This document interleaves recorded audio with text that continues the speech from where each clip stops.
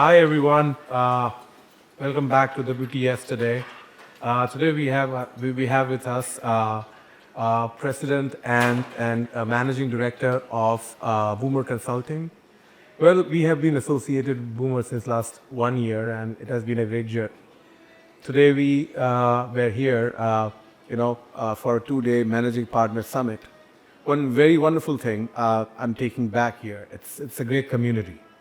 What I felt that people are openly sharing all their learnings, mistakes, and everyone was sharing without the fear of being judged. So this is not I have observed, at least in accounting community. So this is something that I'm taking back, and it has been impressive that Boomer has been doing this for mid-sized firms so that they can grow and they can remain competitive.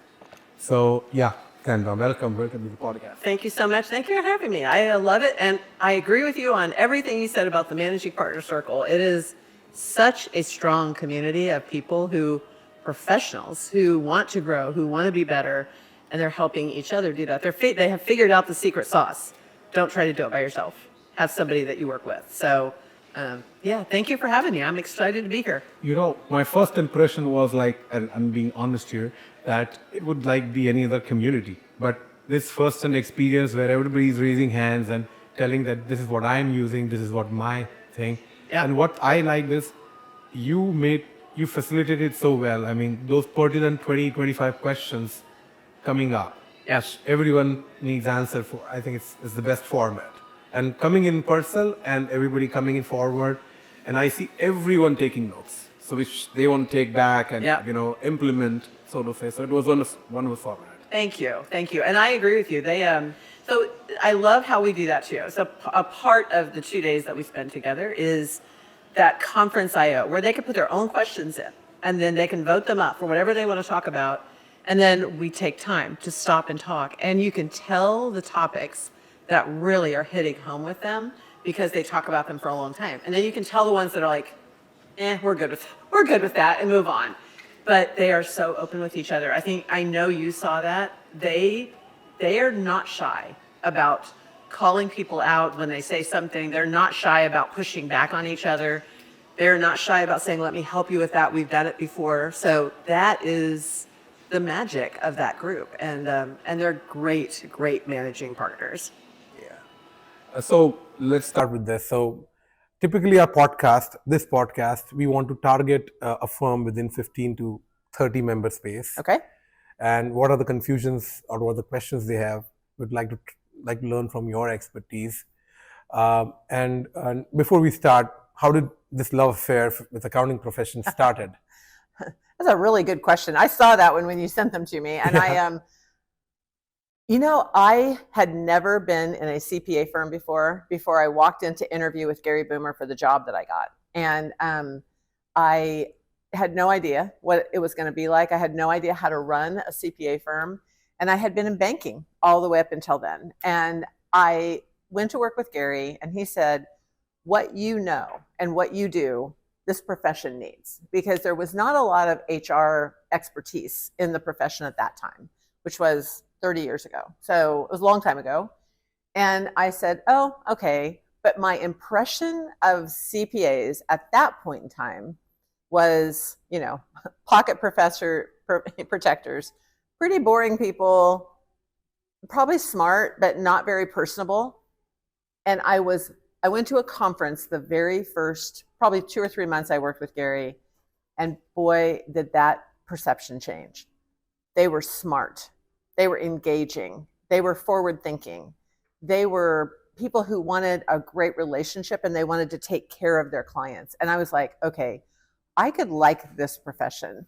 And it was literally within 6 months, I was like, I can make this my career. I can make this my home. And I didn't know where it would take me. I didn't know what I would be doing, but I fell in love with the profession within 6 months after hitting the door. I will tell you that when I think about the young people now that are going into the profession, I wish I could take a snapshot of what it used to be like and a snapshot of what it is today. And I think we would get all kinds of people entering this profession. It is so much better than it used to be. People can create a career here. They can create a life here. They can create excitement here. it's really running a great business, and I just don't think they see it quite the way that it is. So I think it's amazing. So, And so what do you think about the fact that a lot of CPA firms are now inviting or possibly having partners who are non-CPAs? I think it's fine. I love the CPA profession. I think that it's important to have CPA partners, obviously, but I do think that there's room at the top for people who are not CPAs. And so we are seeing people like your COO, your operations person, because honestly, that is not what a CPA went to school for. They went to learn how to run a business well, but how to run their own business well and how to get into the deep dives of operations. So I think a COO could be a partner. I've seen CHROs. So, your human resources, learning and development people become partners. Your IT professionals. How could you run a firm without really amazing technology? You can't. And you need somebody who's strategic. Now, do I think that all of them should be? No. I don't think all of them are leaders. But I think when you find a leader that is in one of those positions, you should absolutely think about making them a partner. Maybe even just do it. I will say, now this was in a larger firm than what you're talking about, but it was in a larger firm, probably 250 full-time equivalents. But they had a CIO that was extremely well known in the profession, who was really very strategic about leading that firm to be one of the best in technology. And he was good. And he said, I want a stake in the game. I want to be a partner. And they flat out said, you will never be a partner here. We will not have anybody who's not a CPA.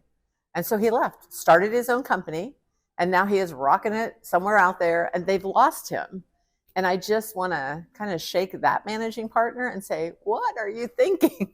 Why did you do that? Because he could have been super for their firm, and they just didn't see the brilliance that they had right in front of them. But I think that there are a place for it. I do also think there will always be a larger percentage of CPAs that are partners than non-CPAs. It's not going to be half and half or 80-20. It's going to be more CPAs than non-CPAs. And if you look at this in current parlance, the private equity firms are owning a big piece of firm, right? Yeah. In some cases, they are owning 100% of the business. So they are not CPAs. Correct. And they're not CPAs. Yeah, you are right. So if we compare it with that from that format, because at the end of the day, traditional format is if you have the competency that you bring on the table, you are able to manage the book of business, right? Manage the engagement well. That's where you become the partner, and you can come in. Absolutely. And another thing is the CPA firms are expanding beyond traditional accounting and tax services now. Yeah. Advisory is one area. I have clients where we have built team in the area of cybersecurity. Yeah. PCI DSS compliances, SOC. We are helping some of the firms in SOX side, which is more on internal audit front, where we have a lot of CIAs coming in. We are helping firms on data analytics, reporting, Power BI and other integrations. So we have some CMAs working in that area. So I think that way also the competency requirements of CPA firm essentially has client base, and now they want to serve more. Correct. The same clients, how they can do that. I mean, if I talk about us, the whole thesis behind MYCPE ONE was we wanted to keep accounting firms, CPA firms at the center and expand our capabilities. Right. So we are going beyond CPE and outsourcing. We are expanding into multiple dimensions. The idea is to continue to serve accounting and CPA firms. So we are now bringing in on our board a lot of people who are non-accountants. Yeah. Traditionally, it was me and my younger brother who are accountants. Now we are bringing tech professionals. We are bringing somebody from customer success side. So forming that leadership. So taking a leap from what you said, I think it's CPA firms' shape and the DNA is changing. Absolutely. I like what you had to say too about the various different services that we might bring in to make us stronger, right? Even in the very small firms, wealth management, like you said, data analytics, those are all becoming just a part. I like the word DNA too. Yeah. DNA of what these firms are looking like. And those are not CPAs traditionally. They are people that have expertise somewhere else. So yes, I agree with you. And I was talking to Alina, which is Yep. part of Boomer Group. They are our client Yeah. as well, and they have changed their name from the Wilson Tollner Right. now to I think Anchor Point. Advisory. Yes. So firms are moving to rebrand themselves, not just a traditional last name called CPA firms. They want to position themselves as much more than CPA firms. So exactly. this shift is also happening. You know, I agree with you. And one of the things that their firm has taught me, and that I have seen in a lot of other firms, is that if you are going to build a CPA firm today, if you and I were going to go out and start our own CPA firm, we might start with CAS, Client Accounting and Advisory Services, at the hub. And then we would go, okay, now we need to build our tax practice off of that, and our audit practice off of that, and our consulting practice off of that. And that would be the hub. It is not what the hub was a long time ago, or even in most firms today. It's tax at the hub. So I think that is what they are doing different. Yes. And if you look at what Elena and her team are building at Anchor Point, I'm going to have to get used to that. Anchor Point Advisors. Yes. That is what it is. They're building CAS and then everything else built around that. And so they're really, truly becoming advisors to their clients, which is what we want to see. That is, and if for every firm out there, if you're the smallish firms out there, that's how you should, even if you have to stop and rebuild your firm a little bit, reposition it, that's what you need to do right now, because that is what is going to be needed in the future. So let me put you in a position of a partner. You are an HR leader partner of a 30-member firm. Yep. Who the managing partner has made a decision that we want to grow. The best way to grow right now is acquiring firms.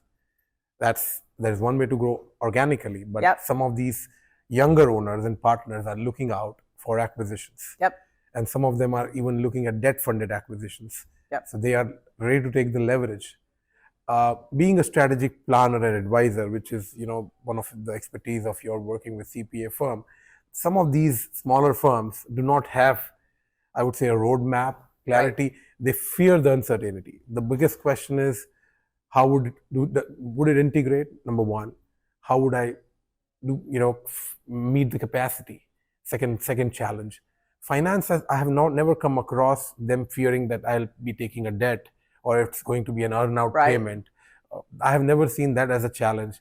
The challenge is, this, how would I be able to cater the client? I can't manage clients. So how they can make this shift from this mindset and actually, kind of continue growing? What do you advise? I think there's lots of ways they can do that. Honestly, I don't think there's one size fits all, but I would look at their client base. So the first thing I would do as a consultant is I would look at their client base and see where their niches are. And so I would do that by looking at, first of all, what are the services that you currently offer and what are the niches that you're catering to today?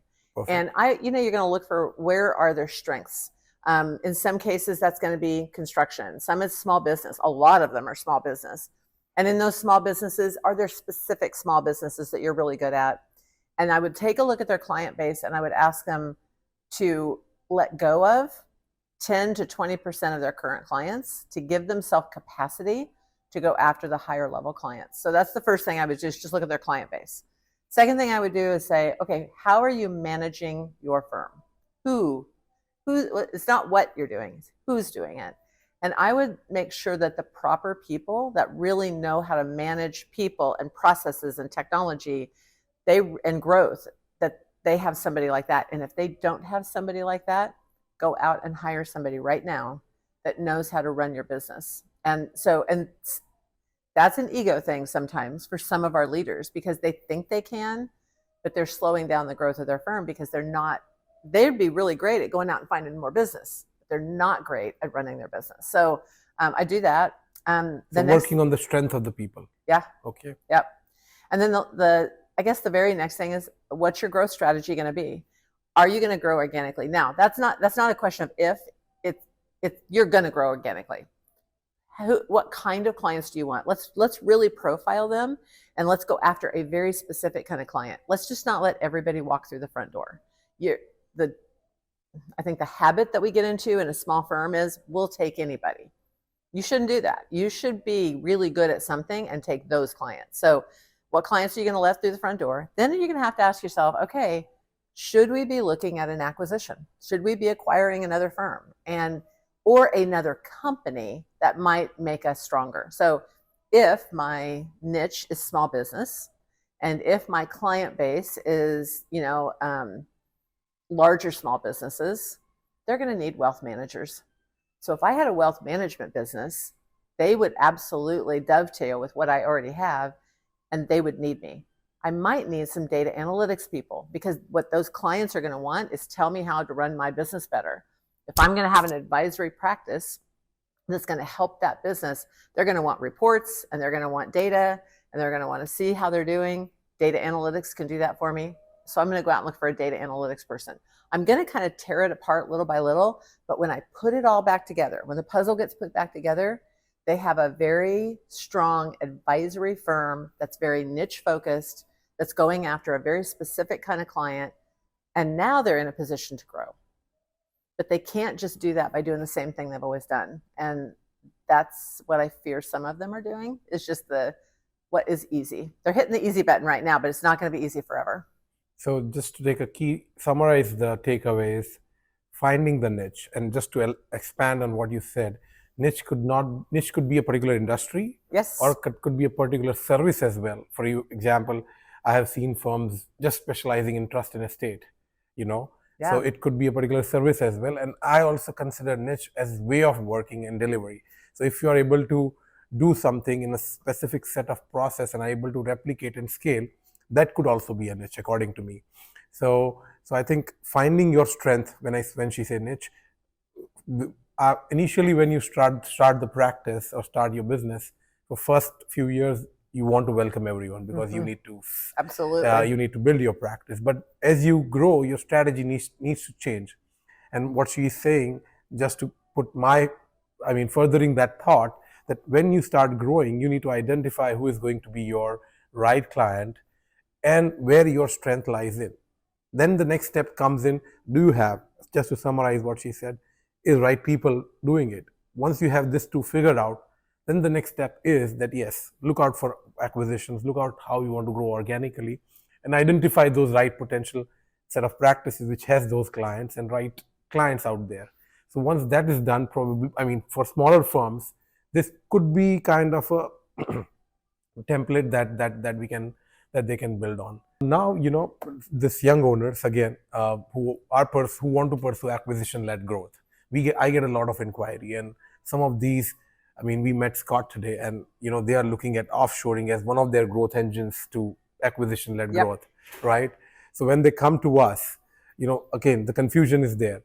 So what do you think, if they have made up their mind that, the first thing is clear, they've identified clients, they've found out the niche, the team onshore is ready, so 70% template is ready. Now they are pursuing acquisition-led growth. Yep. Now the real challenge is integration, HR challenges comes in. So what do you think, in your past experiences, there are mistakes that has been made, and then there are things that has been done well?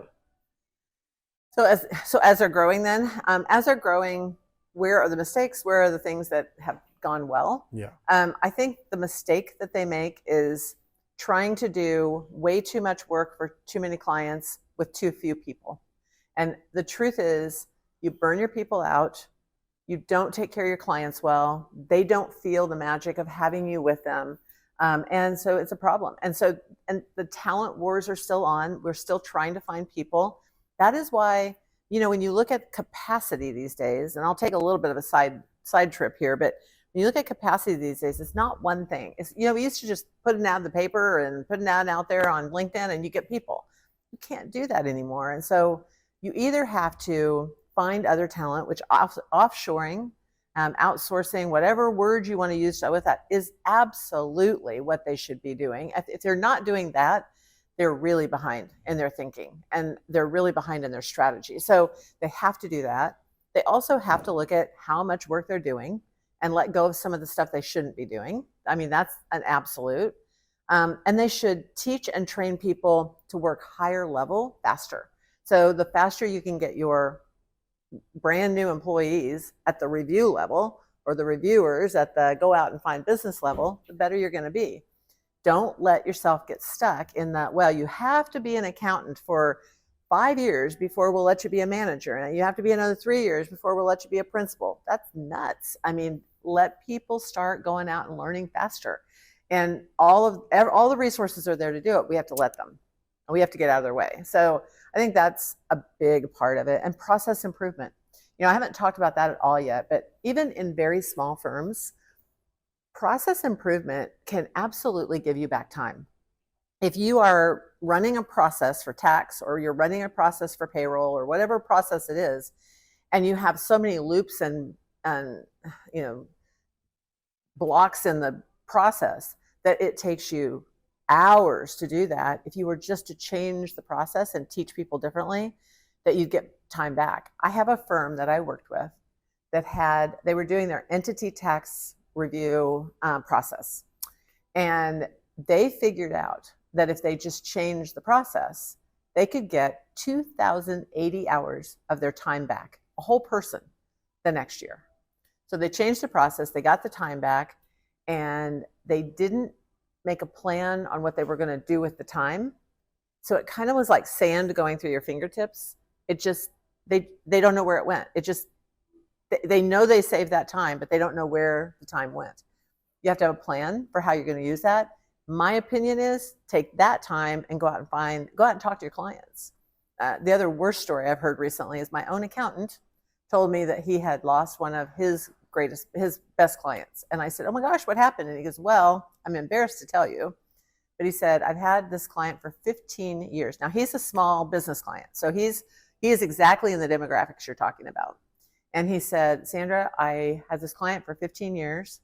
I got a letter from him the other day that said, we've switched to another accounting firm, told us thank you, and that was it. So I called him and I said, oh my gosh, what can we do to recover? What can we do to get you back? You've been my client for 15 years. And he goes, well, you want to know what you didn't do right? And he goes, yeah. And he said, this is the first time I've heard your voice in 15 years. You got to take time to be with your clients. And if we can find a way to outsource some of the work, and we can take time to make the process better, and we can know that we're on the right niches, all of those things are happening. That gives us time to go out and talk with our clients and find more work. We can develop new services. We can find new services that they need, and we can develop a deeper relationship, which absolutely should convert into more revenue. And that's what we all want. We're a for-profit business. That's what everybody wants. I mean, that shouldn't be a hidden thing, but that's important. I guess the last thing I'd say, for at least for now, is we have to know our value and we have to know our worth. And so what I said, all those things I said were true. But if you get down to the point where you're going out and talking to your clients more, and you're developing more services, and you've got new services you can offer them, and then you go, I don't want to charge them that much because I don't want them to be mad at me, or whatever is going through your head, stop that, because you are worth more than you are charging your clients today, a lot more. And you have to believe it, and you have to charge it. And I say all the time, whoever in the world created write-offs in this profession, they just did us a disfavor. They just disservice, because if we're doing the work, we should charge for the work. Yes, absolutely. To summarize your answer, probably you mentioned one thing about it, process. Yep. Outsourcing is one area that you should focus on. Second thing you mentioned about that you need to talk to clients. So so there is one I don't want to name. This is because the common thing between us is we both serve accounting firms. Yep. So there is one client that we have in common. He was there. He was in today. I told him, go back. So he completely took off from tax preparation, right? And I have this view that, while you as a leader, you should be more in managerial role, and as you grow, you become a leader. Right. But I always say, till the time you're like 30, 40 people firm, you need to connect with your clients, with your team, and with the work. Yep. While the team and training and teaching becomes core part of this, but if you miss out on connect with the client, filter out who are the A1s and, serve them, be the face with them, and still keep connect with some people. Yep. You'll get direct feedback on what is going wrong. what is changing, how perception is changing for the client. I go and meet at least 200 firms a year. Yeah. And have that feet on the ground. So becoming MyCPE ONE was an insight from the client. Oh, wow. So that's exciting. So, that's very good. Yeah. So, when I say not an absolute form, but they said, can you provide me this? Can you do this for me? Can you do this for me? Yep. So I said, that's the insight you come in. So is it something that I have got? So I think picking up and talking to the client is very, very important. Yep. Especially when you're transitioning from a firm, or you're acquiring a firm and getting new client. That being that point of contact. I personally feel that client doesn't want to bother you. Yeah. I always say that in your engagement, I advise my firm that you have an unlimited access to me. Yeah. People fear writing that, but I always say that gives them comfort that you will be available when they need you. Right. They're not going to bother you. 99% of the client won't bother you unless they need them really. Right. So I always say that this gives them a comfort. So again, coming back to the point, that's very, very important. And last thing that you mentioned about pricing your services correctly. Yep. Of course, competition plays an important role. Absolutely, there. Yeah. But at the same time, the value that you're delivering to the client is equally important. On top of that, one thing I always want these firms to understand is that when you acquire a firm, there is things that they have in mind that I want to build a template and then grow upon each Yep. one of them.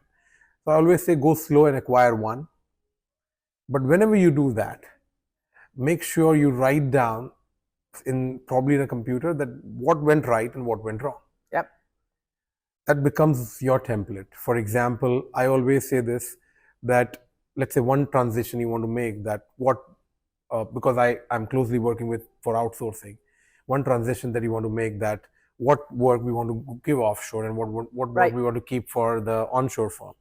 So I always say, let's do this exercise, and we do this every year, that on a piece of paper, list out the tasks that your onshore team is doing and rate each of them on 1 to 7, that what is the task that you're most comfortable with and what is the task that you like the most. Right. And then you have this matrix and the 4 quadrants where you have some people who are comfortable with all the tasks but not liking it, and some people who are not comfortable with the task but want to do that. Right. And then some people who are, so you get this 4 quadrant and you are able to actually find out what are the tasks that you want to start off with offshoring. Right. So this helps you with the building up the template. And of course, you want your onshore team to be involved in your A category clients and be client facing. So I always say that the do it first step is, as we talked about, finding out the client, yep. the strength, the team, the leads. Second step is acquiring one. Yep. And applying the principles that we talked about. And then once you are able to build, then it's more like going with speed. Yep. Everything you just said is absolutely on target. So Sandra, culture is something that you have been speaking about a lot. For a firm, and this is a very basic question, for a firm of 15, 30 people, it sounds little, for lack of a better word, hypocritical. Yeah. I don't know. But so how do they really build, values and the culture? Is it on paper defining something, or is it the conduct of the owner which defines it, or you have some kind of a vision? Because smaller firms do not really have this. Here's what I think. I think they actually do have it. I think that if they don't create it themselves, it'll create itself for them. So in other words, everyone has culture. You walk into any firm, talk to any employee there that's been there for 6 months or so, and say to them, what is the culture like here? And they will start listing off attributes of things that they like and things that they don't like, right? And so you're going to get a culture. What I would say is, writing it down, I think, is important, but even more important is living it. And that means that I think it's important for you to think about, what do I want my firm to be? And if I have 30 people, well, 15 to 30 people, that's still a decent sized firm. Boomer Consulting is 20 people. So we're right there, right? We're in with that number that you're talking about. And I work with a ton of firms that are that size. And I know some of those firms that have a ton of turnover and they are toxic to work in and they don't care about their culture. And it shows in their numbers. And I know firms that have worked hard to define what they want their culture to be. We want to be you throw all the words, right? But transparent, they want to be open. You made the comment, you want to have an open door, right? So people can come and talk to you. That is a culture thing. We want to have deep relationships with our client. That's a culture thing. We want to run our meetings a certain way. That's a culture thing. So I think the more you think about what you really want to be and then talk about it and then write it down and say, okay, we're willing to commit to that because we're going to write it on a piece of paper or on a sign. And I went to a firm not long ago and they had these round signs all over their building, all pretty colors and everything. And each one of them had one of their values on it and how they want to be perceived by their employees. And they were told, if ever you don't feel one of these things on the wall, the managing partner wants you in his office telling you, I didn't feel that today. I didn't feel included. Inclusivity is a big one. There's a lot of conversation out there about diversity, equity, inclusion, and belonging. I believe in that. I believe in that strongly. And I believe if you don't talk it and you don't live it, you're not living it, right? It is not a part of your culture. And you should have it as a part of your culture. And I want to congratulate about your DEI initiative as well. Thank you. I read about it online and I saw the video while I was researching about the podcast. So good. I'm glad that you saw that. We're super proud of that. I mean, I think you have to really believe it and live it. I talked to a firm in there that I don't know if they're one of your clients or not, but I talked to a firm today and I said something about inclusivity and she kind of gave me this funny look and I looked at her and said, you don't have to worry about it. In her firm, they are so diverse. The entire firm is diverse. I mean, honestly, it's kind of hard to find a white person. But the reality is they live it every day. So they don't really have to talk about it because they live it. But I do believe in a culture building, and I do believe that it can come from different people in the firm, but it has to come from the leaders. So if everybody gets together in the firm and says, here's what we want, and they have this whole list of all these great cultures, things that they want, and the CEO or the managing partner or any of the partners for that matter, say, they don't live that, then it falls apart. So it has to be lived by all of the leaders in the firm. So leading by example. Lead by example. You got it. That's perfect. That's a perfect way to say it. So I think as we are going in the flow, let's say the small firm is already acquired and now what becomes, so I always say this, you have got people with you through acquisition, but they will stick with you only you have the right culture. That's right. So I think an organic skill or organic evolution of the firm needs to happen. That when you are small, you're personally connected to everyone. If someone has a problem, you reach out to them, solve that problem. But as you grow, that becomes a little bit of a challenge.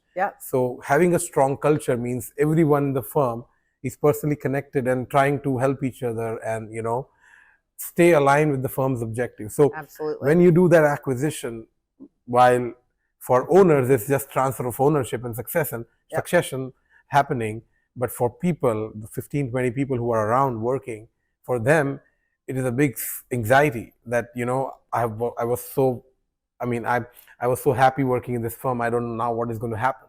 So if you have those things charted out on a piece of paper and you communicate it rightly, I think that would be really, really helpful in integrating once you start acquisition. And it becomes more and more important to have that defined. I completely agree with you because I have seen there's been lots of mergers. We thought in 2020 that maybe mergers and acquisitions would decrease. It did not. They went up, right? And no matter whether it's a PE company or whether it's a regular merger or acquisition that you see, the one thing that will tear the deal apart, that will tank it as fast as anything I know, is culture. If your cultures don't match. We have seen some of them. I bet you have. I feel like I have too. I mean, where they get together and they do all the financials, right? And they make the numbers work. And they're like, we're good. And I'm like, have you talked about time off? And have you talked about what you wear to work? And have you talked about, how open your culture is? And all of that. And if they did not talk about that, and if they did not really come to alignment there, the deal can fall apart in a heartbeat. So yes, absolutely. Culture is huge in an acquisition situation. So now we have stepped in. Okay. Now let us approach another stage of this firm. Okay. So, there was one of our client, I was talking in the Boomer Summit, and one of the questions came through was, this is a 45 member firm based out of Los Angeles, 5-partner firm. 3 of the partners are approaching retirement in 5-7 years. Yeah. Now the concern is this, that the partner who are retiring, they don't feel completely comfortable that the leftover 2 partners or 1 or 2 new partner coming in would be able to handle the operations. Right. And the 2 partners who are remaining, they are also feeling the concern that if just 1 or 2 partners are added, they won't be able to manage the clientele that they have. Right. And the private equity has become this escape route kind of a thing, for some of these firms. So how does this firm, smaller firm, should start succession planning in terms of, so the question really is when they should identify the talent, how they should get ready, what should be the partner comp. I mean, there are multiple questions I'm throwing at you. And right. So because this is something that Boomer is also doing for a lot of firms. Succession planning is one key area that you're helping firms. Yep. So, and I'm sure you're helping some of the larger ones. I'm talking about some of the little smaller ones into 20, 30, 35 member firms. Yep. So how do they, because owners, I think when I'm talking to them, they think they're going to remain in perpetuity, and suddenly they realize that they don't want to work in 3-4 years from now. Right. So how do you really navigate this? I like to put things in, kind of bucket it, right? So if I was talking to that firm, I would say, okay, let's just look at your options. Just stop for a second. Option 1 is you just go forward, right? Managing partner is going to retire. The rest of you are going to be here. How are you going to handle the work? Let's talk about that and how that's going to work. And it can. You might have to let go of some of the work. You might have to go out and find another partner. You might have to go out and find some new talent. It can work, but it's going to take a lot of work to make that happen. Especially, it depends on how fast that managing partner is leaving. But if you don't have about a 5-year window to really correct some of that, you're in trouble. So plan in advance. Right. You got to plan in advance. Absolutely. Bucket number 2 might be, go out and find a couple of small acquisitions, right?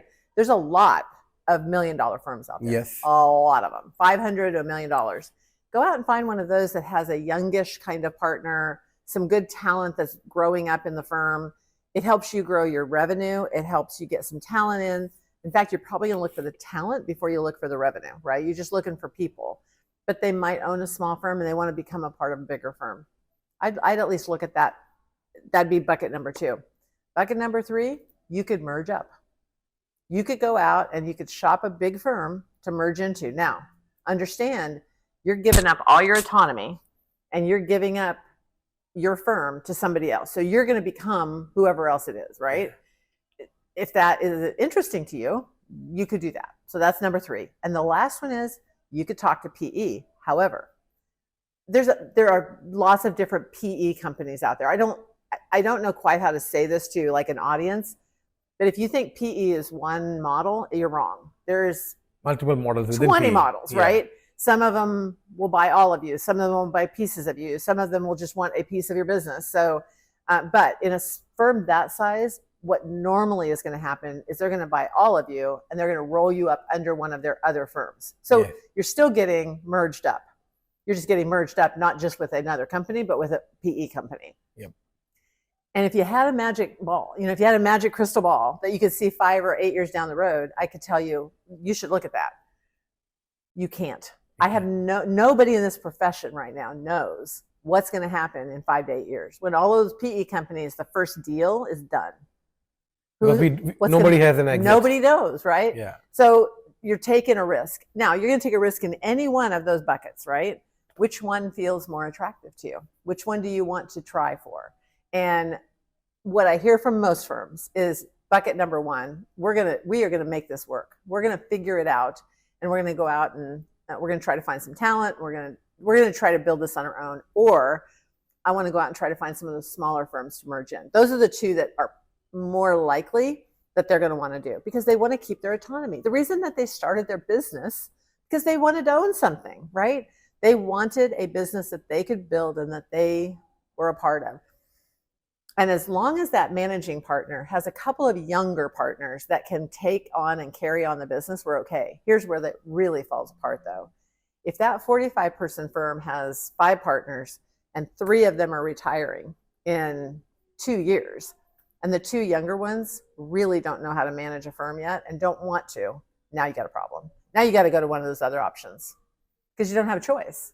And then you've got 40 people that you and I both know, as running businesses, running the business isn't all about you. Yep. It's about the 40 families or however many families that you're feeding. And what you're doing is trying to protect the firm, not just for yourself, but for those 40 families. And that is a much bigger responsibility. Absolutely. Than I feel like some people realize. But that's where they're at. I mean, that's where that firm's at. And so there's options, but you got to figure out which one is most comfortable for you and your team. Yeah, I mean, it should be clear to you that what do you exactly want. Yeah. And as I said, as you said correctly, that if you want these families to run, and then probably you should find a person who is the right successor to you rather than finding a home, because they already have a home. It's just that you need to change the what do you say? Change the main person running the home. The managing partner, right? Yeah. One of the interesting things about this particular group, so this group's been going on for, oh my gosh, probably 15 or 20 years. I mean, it's a long time. The very first meeting I had with them, which was a long time ago, and there was 10 firms in the room, and they were all complaining about their next level of partners. They don't want to work as hard. Same thing you hear today, same right? Thing, yeah, same thing. thing. And I said, so I'm curious, how many of you, like what age were you when you became a partner? And, when did you get asked to the table? And as we went around the room, for all 10 firms, every one of them said, well, I didn't make it in the firm that I was at. I started my own firm. I didn't make it. Started my own firm. I didn't make it. So all of those firms that were successful, somebody out there didn't see that they were good people and that they were. So I would also encourage a lot of people out there in this profession, step back. And if you're looking at your next generation and you're saying, I don't think they're good enough, ask yourself if that's really that they're not good enough, or is it that you have kind of some prejudices, like they're not like you? Well, they may not be like you, but they actually may end up being better. So be careful about that too. Sometimes really good people are right in front of you and you just don't see them. I think 2 problems in accounting industry are overrated, according to me. Mm-hmm. The first being the people think that we have to work crazy hours. Yeah. I mean, a lot of social media and all of them says that, and that actually kind of makes this little less attractive than the younger generation thinks. I don't think you have some hours so I always say initially in career you have to put some hours, but then after that things settles down and you have to work a little extra during peak time, but outside of peak time it's pretty normal. And second thing is, so this is from the talent perspective. Now from the management perspective, I think when they say that, a lot of younger generation doesn't want to work, while a portion of it is true, but I still know a lot of younger generation wants to really work hard and wants to make their way forward. Sometimes, as you said, they're not able to find the right house and they try to make their own then. So I think these 2 things, I have a little counter view on that. But thank you for sharing that insight. You're welcome. I think we are 45 minutes in the podcast. It was great talking to you. And again, thank you so much for having me. I can't tell you how enjoyable it's been. And 45 minutes went by super fast. So. And thank you for the summit. And we really enjoyed the company of the whole group. And it was fun. And thank you. Thank you again. Thank you.